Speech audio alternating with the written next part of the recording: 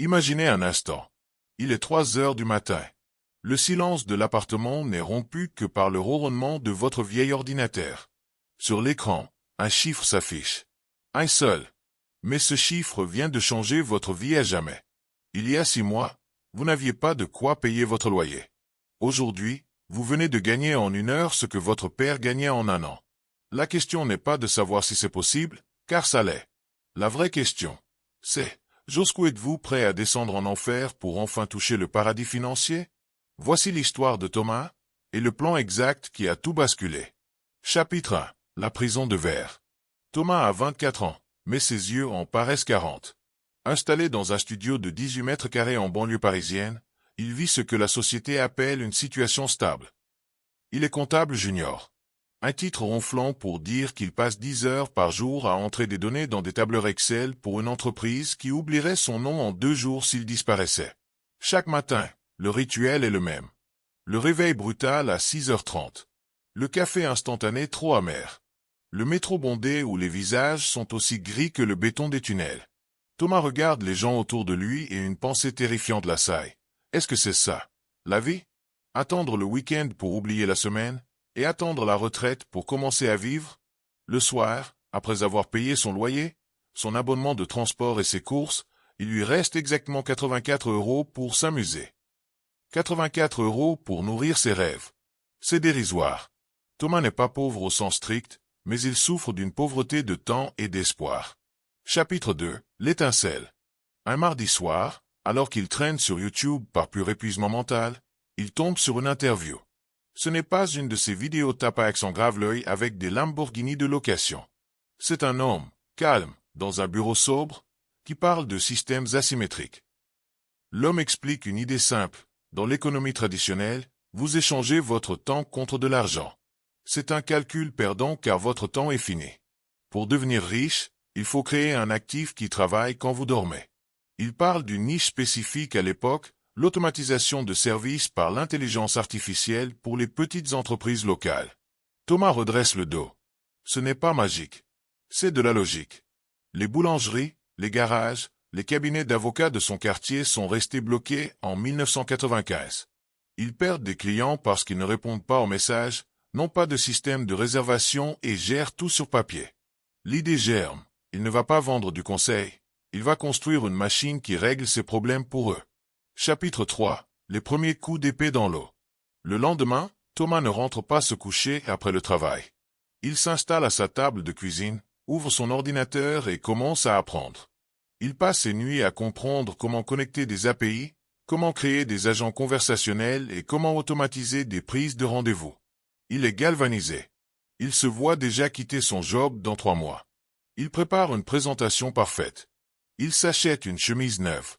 Le samedi suivant, il part faire du porte-à-porte. Le premier refus est poli. Le deuxième est sec. Le 10e est humiliant. Petit, j'ai pas le temps pour tes gadgets d'internet, j'ai des clients à servir, lui lance un restaurateur d'un ton méprisant. À la fin de la journée, Thomas a parcouru 12 km à pied. Il a essuyé 25 refus et n'a pas gagné 1 centime. L'adrénaline du début s'évapore pour laisser place à une réalité glaciale. Savoir faire quelque chose est inutile si personne ne veut vous l'acheter. Chapitre 4. La traversée du désert. Les semaines suivantes sont un calvaire. Thomas dépense ses maigres économies dans des logiciels et des outils qu'il ne maîtrise pas encore. Il sacrifie son sommeil. Ses amis arrêtent de l'appeler parce qu'il refuse systématiquement de sortir. « Tu te fais du mal pour rien. Tom, » lui dit sa mère au téléphone. « Contente-toi de ce que tu as. C'est déjà beaucoup. » Le doute s'installe comme un poison. Chaque matin, dans le métro, il se sent comme un imposteur. Qui est-il pour vouloir devenir entrepreneur? Il n'a pas de diplôme en business, pas de réseau, pas de capital. Il fait une erreur de débutant. Il essaie de vendre une solution complexe à des gens qui ne comprennent même pas le problème. Un soir de pluie, son vieil ordinateur rend l'âme. Un écran bleu, puis le noir. Thomas reste assis dans l'obscurité, les mains tremblantes. Il a tout investi, et il n'a rien. Il pleure. Pas de tristesse, mais de frustration pure. C'est le moment où 99% des gens abandonnent. C'est le moment où l'on se dit que le système a gagné. Chapitre 5. Le pivot. Mais Thomas a quelque chose que les autres n'ont pas. Une obstination qui frise la folie. Il emprunte un vieil ordinateur à un ami et analyse ses échecs. Il comprend qu'il parlait de technologie alors qu'il aurait dû parler de douleur. Il change d'approche. Au lieu de vendre un système complet, il identifie un seul problème, les appels manqués. Il crée un script ultra simple qui envoie automatiquement un SMS personnalisé à toute personne qui appelle un commerce et qui ne reçoit pas de réponse. Il retourne voir un dentiste qu'il avait envoyé balader. « Je ne vous vends rien, dit Thomas. Laissez-moi juste installer ce petit outil gratuitement pendant une semaine. Si vous ne gagnez pas au moins 2 rendez-vous que vous auriez perdus, on en reste là. » Le dentiste accepte, juste pour qu'il s'en aille. Chapitre 6. La première victoire. 5 jours plus tard, le téléphone de Thomas sonne. C'est le dentiste. Thomas? C'est incroyable. Le système a rattrapé 4 patients rien que sur la journée de mercredi. Ils ont reçu le SMS, ont cliqué sur le lien de réservation et ont pris rendez-vous. Ça me rapporte environ 1200 € de soins prévus. Combien vous voulez pour garder ça? Thomas sent son cœur battre dans sa gorge. Il ne dit pas 50 €. Il se souvient des leçons de ses lectures nocturnes. C'est 197 € par mois, sans engagement, répond-il, la voix stable malgré le stress. Vendu. Envoyez-moi le contrat. Ce soir-là, Thomas ne dort pas. Non pas parce qu'il travaille, mais parce qu'il vient de réaliser que le code est brisé. Il vient de créer une valeur réelle. Il n'a pas échangé son temps contre de l'argent, il a échangé une solution contre une rente. Chapitre 7. L'accélération et la crise de croissance. Le bouche à oreille commence à fonctionner. Thomas signe un 2e client, puis un 3e. Il gagne maintenant 600 € par mois en plus de son salaire. C'est le moment le plus dangereux, celui où l'on s'installe dans un confort fragile. Mais il décide de passer à la vitesse supérieure. Il automatise sa propre prospection. Il utilise LinkedIn et des emails personnalisés par IA pour contacter des centaines de commerçants. En 2 mois, il passe de 3 à 15 clients. Il gagne désormais plus avec son side hustle qu'avec son job de comptable. La décision tombe, il démissionne. Le jour où il pose sa démission est le plus beau de sa vie, mais aussi le plus terrifiant. Il n'a plus de filet de sécurité. Et c'est là que le destin le frappe. Une mise à jour majeure d'un des logiciels qu'il utilise fait planter tous ses systèmes. En une matinée, ses 15 clients l'appellent, furieux. Voici la suite et la conclusion de l'Odyssée de Thomas. Cette partie se concentre sur la mise à l'échelle, scaling, la gestion de la peur face au succès, et la transition vers une liberté totale. Elle est conçue pour maintenir l'audience en haleine jusqu'à la dernière seconde de la vidéo. Chapitre 9. Le syndrome de l'imposteur. Le succès a un goût étrange. Pour Thomas, ce n'est pas l'euphorie constante qu'il imaginait. C'est une pression nouvelle. Quand il se réveille désormais, ce n'est plus pour obéir à un patron, mais pour répondre aux attentes de 50 chefs d'entreprise qui comptent sur lui. Un matin, en regardant son tableau de bord strip affiché 12 450 € de revenus récurrents pour le mois, il est pris d'un vertige. Et si tout s'écroulait demain? Et si j'avais juste eu de la chance? Il réalise que le plus grand obstacle à la richesse n'est pas technique. Il est mental. Pour passer de 10 000 € à 50 000 € par mois, il ne peut plus être l'homme orchestre. Il doit tuer son ego. Il doit accepter que d'autres fassent le travail, parfois mieux que lui. Chapitre 10. L'architecture du système. Thomas prend une décision radicale. Il s'isole pendant une semaine dans une petite maison de campagne, sans notification, sans appel. Il ne code plus. Il dessine. Il trace l'organigramme de ce qui n'est plus un side hustle, mais une véritable digital factory. Le pôle acquisition, des publicités automatisées et un tunnel de vente qui qualifie les clients sans qu'il ait à décrocher le téléphone. Le pôle délivrabilité, une équipe de 2 freelances experts qui installent les systèmes d'IA. Le pôle support, un gestionnaire de compte qui s'assure que les clients sont heureux. Il comprend que sa valeur n'est plus dans l'exécution, mais dans la vision. En déléguant, il libère son temps. Et le temps, c'est l'oxygène de la croissance. Chapitre 11. Le test de résilience.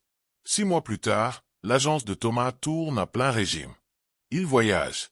Il appelle ses équipes depuis une terrasse à Lisbonne ou un café à Bali. Mais le destin lui réserve une dernière épreuve. Un concurrent massif, doté de millions de dollars de levée de fonds, arrive sur son marché. Il casse les prix. Ils essaient de débaucher ses meilleurs clients. En 3 semaines, Thomas perd 4 de ses plus gros contrats. La panique remonte.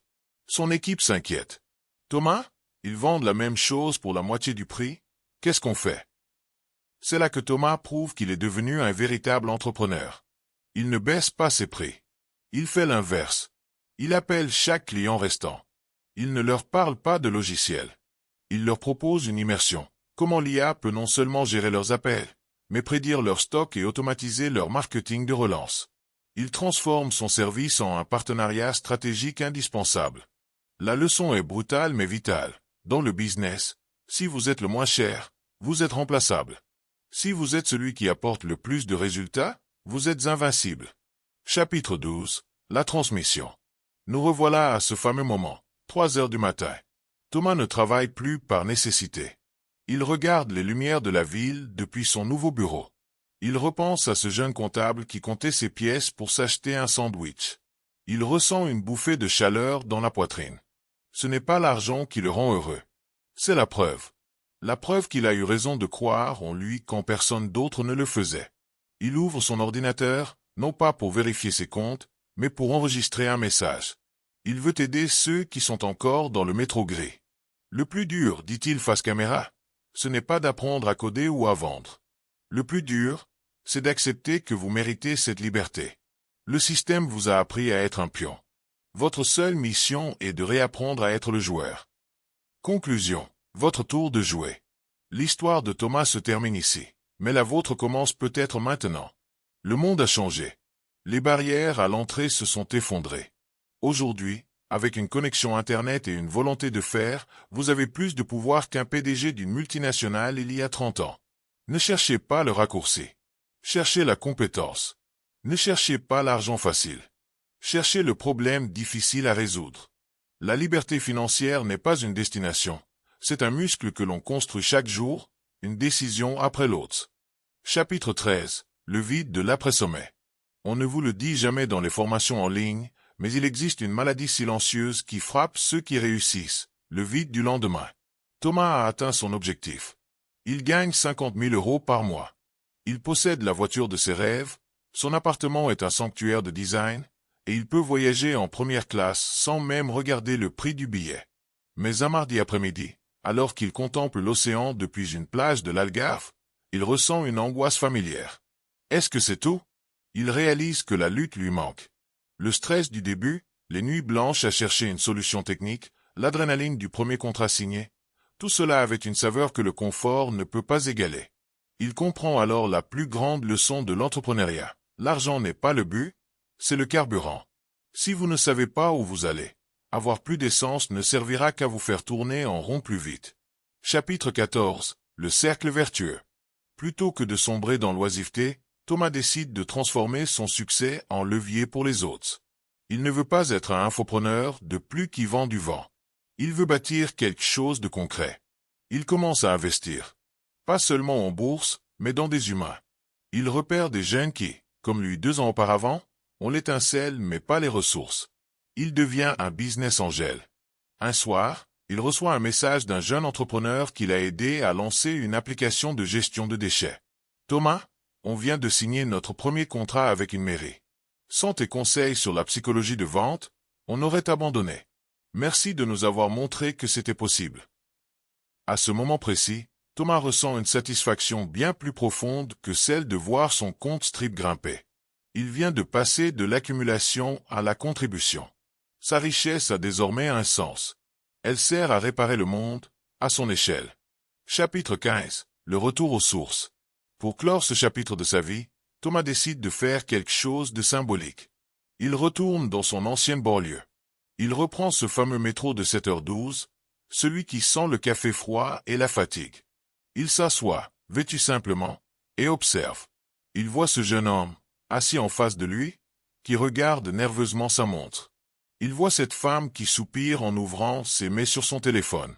Il a envie de leur crier. « Sortez ! La porte n'est pas fermée. Le monde est immense et il attend vos solutions. » Mais il se tait, car il sait que chacun doit vivre son propre déclic.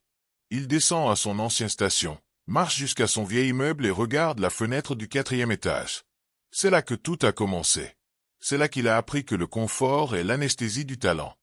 Pour parachever ce script et lui donner cette dimension épique qui pousse le spectateur à ne pas seulement regarder, mais à agir, nous allons conclure sur la métamorphose de l'esprit.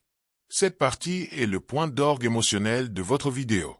Chapitre 16. La loi du rendement composé. Si Thomas devait résumer son parcours en un seul mot, ce ne serait pas IA, marketing ou vente. Ce serait consistance. Au début, ses efforts semblaient invisibles.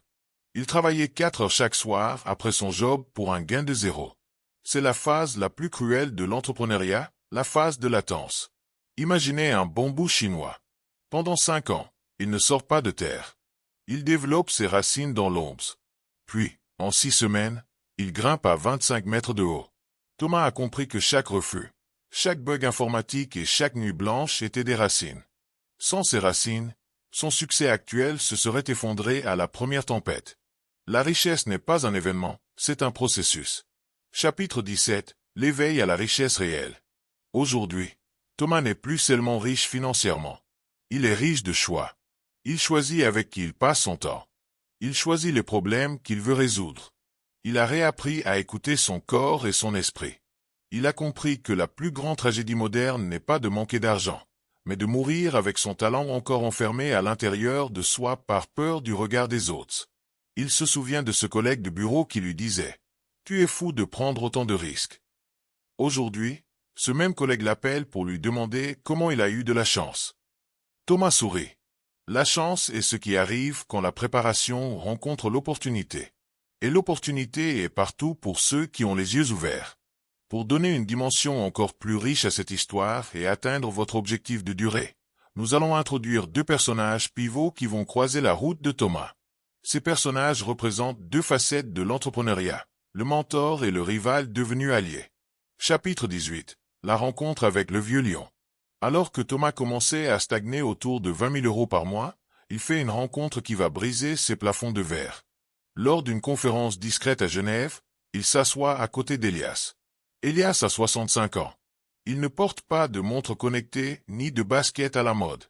C'est un ancien industriel qui a revendu ses usines pour se lancer dans le capital risque. Contrairement aux influenceurs de Dubaï, Elias parle peu, mais chaque mot est une lame de rasoir. « Thomas », lui dit-il autour d'un verre d'eau, « tu es fier de ton petit moteur. Tu as construit une belle horloge. Mais tu as peur de la vitesse. Tu gères ton business comme un artisan, alors que tu devrais le diriger comme un souverain. » Elias devient son mentor. Il ne lui apprend pas la technique. Thomas est déjà meilleur que lui là-dessus. Il lui apprend la psychologie de la haute finance. Il lui apprend que pour gagner 1 million, il faut être prêt à en perdre 100 000 sans sourciller. Grâce à Elias, Thomas comprend que son plus grand frein n'est plus son logiciel, mais sa peur de déléguer les décisions vitales. Chapitre 19. L'antagoniste, Sarah, la reine de l'exécution. C'est à cette époque qu'apparaît Sarah. Si Thomas est le cerveau analytique, Sarah est une force de la nature. Elle a 28 ans, une énergie qui sature chaque pièce où elle entre, et elle vient de lancer une agence concurrente qui utilise une méthode radicalement différente, le cold calling massif et agressif. Pendant des mois, il se livre une guerre sans merci pour les mêmes contrats. Sarah est celle qui a failli couler Thomas au chapitre 11. Elle est rapide, impitoyable et ne recule devant rien. Thomas la déteste cordialement. Il la voit comme une menace pour l'éthique de son travail. Mais un jour, lors d'un litige complexe avec un fournisseur de données qui menace de les bloquer tous les deux, ils sont forcés de s'asseoir à la même table. Chapitre 20. L'alliance inattendue. On se bouffe la laine sur le dos alors que le marché est un océan. Lance Sarah, les yeux fixés sur Thomas. Tu as le meilleur produit. J'ai la meilleure force de vente. Si on fusionne, on ne sera plus des agences. On sera le standard du marché. C'est le tournant stratégique majeur. Thomas réalise que son ego l'empêchait de voir l'évidence. Le mariage de la technologie de Thomas et du tempérament de Sarah crée une entité hybride. Ils ne vendent plus seulement de l'automatisation. Ils créent un écosystème. Ils embauchent leur premier directeur des opérations, COO, pour gérer le chaos, laissant Thomas retourner à sa passion, l'innovation pure. Sarah, elle, devient le visage public, celle qui ouvre les portes des grands comptes. Cette alliance montre une leçon fondamentale. Seul on va vite, mais à deux, avec les bonnes complémentarités, on devient inarrêtable.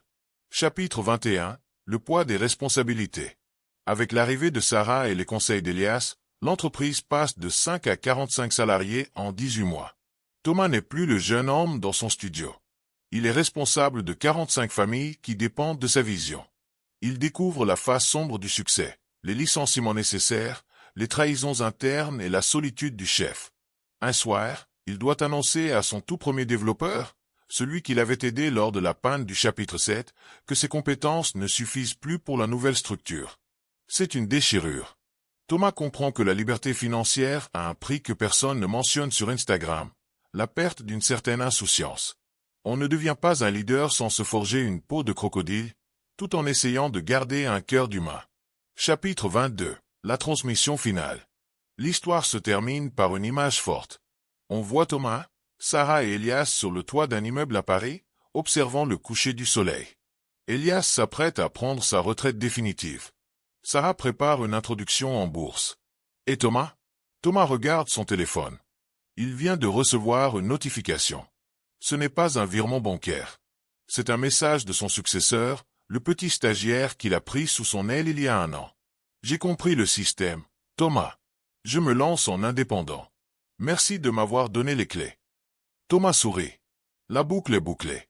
La richesse n'est pas ce que vous gardez dans votre coffre-fort, c'est ce que vous laissez dans l'esprit des autres. Il se tourne vers Sarah et lui dit. Tu sais ce qu'on fait demain? La même chose que d'habitude, répond-elle avec un clin d'œil. On essaie de conquérir le monde avant le déjeuner. Chapitre 23. Le miroir de Marc. Malgré son ascension, Thomas essaie de garder un lien avec son passé. Une fois par mois, il dîne avec Marc, son meilleur ami de l'époque de la comptabilité. Marc est le reflet de ce que Thomas aurait pu devenir s'il n'avait pas osé. Il travaille toujours dans le même cabinet, a eu une petite augmentation de 2%, et passe ses soirées à se plaindre de son patron. Mais il y a un malaise grandissant entre eux. Tu as de la chance, Tom, soupire Marc en regardant l'addition que Thomas vient de régler sans sourciller. Toi, tu es né pour ça. Moi, je suis juste un petit gars normal. Thomas réalise alors une vérité douloureuse. On ne peut pas forcer quelqu'un à être libre. La chance dont parle Marc est l'insulte que l'on jette au visage de ceux qui ont travaillé pendant que les autres dormaient. Thomas comprend qu'en changeant de vie, il a créé un fossé invisible. Il ne peut plus sauver Marc s'il ne veut pas se sauver lui-même. C'est la solitude de celui qui avance plus vite que son entourage. Chapitre 24. Léa, le port d'attache. Et puis, il y a Léa. Elle était là quand Thomas mangeait des pâtes au beurre dans son studio de 18 mètres carrés. Elle a supporté ses absences, ses doutes et ses moments de silence devant son écran. Léa n'est pas une entrepreneuse. Elle est infirmière. Elle s'occupe de la réalité brutale de la vie et de la mort chaque jour. Elle est celle qui rappelle à Thomas que l'argent n'est qu'un outil. Un soir, alors que Thomas s'emporte sur une perte de 50 000 € suite à une erreur marketing, Léa pose sa main sur la sienne. Thomas, tu as assez d'argent pour vivre 10 vies. Pourquoi tu trembles encore pour un chiffre sur un écran? Tu as gagné ta liberté, mais tu es redevenu l'esclave de tes propres ambitions. Cette phrase agit comme un électrochoc. Thomas réalise que Sarah, sa partenaire, veut conquérir le monde, et qu'Elias, son mentor, veut dominer le marché, mais que lui, il a commencé tout ça pour être libre. Pas pour être un prisonnier dans une cage dorée. Chapitre 25. L'héritage social, la fondation. Sous l'influence de Léa, Thomas décide de structurer son impact. Il ne veut pas juste donner de l'argent, il veut changer le système. Il crée l'Éclaireur, un programme de bourse et d'incubation situé au cœur de sa banlieue d'origine. Il n'y envoie pas seulement des fonds, il y envoie ses employés, Sarah et lui-même pour donner des cours. Il y rencontre des jeunes comme Yacine, 19 ans, qui répare des téléphones dans la rue pour aider sa famille. En regardant Yacine, Thomas voit le reflet exact de sa propre détermination. Il ne lui donne pas d'argent. Il lui donne un accès à ses serveurs, à ses méthodes de vente.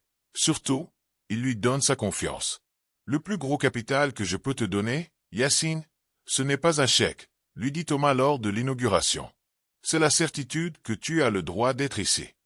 Chapitre 26. Le sommet de la montagne. 10 ans ont passé depuis le premier chapitre. La petite agence de Thomas et Sarah est devenue une licorne technologique présente dans 12 pays.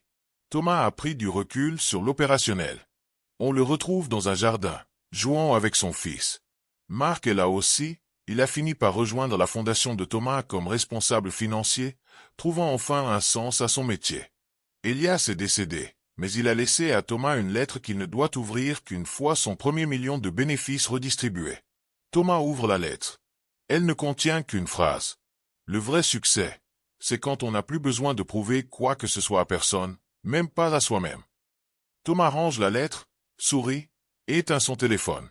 Pour la première fois de sa vie, il ne pense ni au chiffre d'affaires, ni à la concurrence, ni au prochain système. Il est juste là. Présent. Libre. Chapitre 27. Le dernier voyage. Nous sommes en 2030. Un jeune homme, la vingtaine, descend d'un avion à l'autre bout du monde. Il tient un carnet à la main. Ce carnet contient des notes prises devant une vidéo YouTube diffusée des années plus tôt. Ce jeune homme, c'est Yassine, le protégé de Thomas. Il arrive devant une villa sobre, nichée dans les collines. Il n'est pas venu pour demander de l'argent. Il est venu pour rendre des comptes. Thomas l'accueille avec un sourire. Il a les traits plus détendus, les cheveux légèrement grisonnants sur les tempes. Il n'a plus besoin de costume, une simple chemise en lin suffit. Alors, demande Thomas. On a franchi le cap, répond Yassine avec une émotion contenue. La fondation est autonome. On a aidé 500 entrepreneurs cette année. Et j'ai revendu ma première boîte. Je n'ai plus besoin de travailler un seul jour de ma vie. Thomas hoche la tête. C'est sa plus grande réussite. Pas les millions en bourse, pas les articles dans la presse spécialisée. Sa réussite, c'est cette réaction en chaîne. Il a allumé une mèche qui ne s'éteindra plus. Chapitre 28. La leçon, sous les étoiles. Le soir même, alors qu'il regarde le ciel, Yassine pose une dernière question. Thomas, après tout ce chemin, qu'est-ce qui compte vraiment? Est-ce que c'était la liberté? L'adrénaline? Thomas reste silencieux un instant, puis il répond d'une voix calme. Au début, tu crois que tu cours après un chiffre pour acheter ta liberté. Puis, tu réalises que la liberté, c'est simplement le pouvoir de dire non. Dire non à ce qui ne te ressemble pas. Dire non à la peur. Mais la vérité finale, Yassine, c'est que la seule chose qui reste quand le compte en banque est plein, c'est la transmission. L'argent est une énergie. Si tu la gardes pour toi, elle stagne et elle pourrit. Si tu la fais circuler, elle crée des mondes. Conclusion finale, l'appel à l'action ultime. L'écran devient progressivement noir, mais la voix off continue, plus proche, plus intime. Vous venez de traverser 10 ans de la vie de Thomas en 40 minutes. Vous l'avez vu échouer, pleurer, douter, puis triompher et enfin transmettre. Cette histoire, ce n'est pas un film. C'est un mode d'emploi.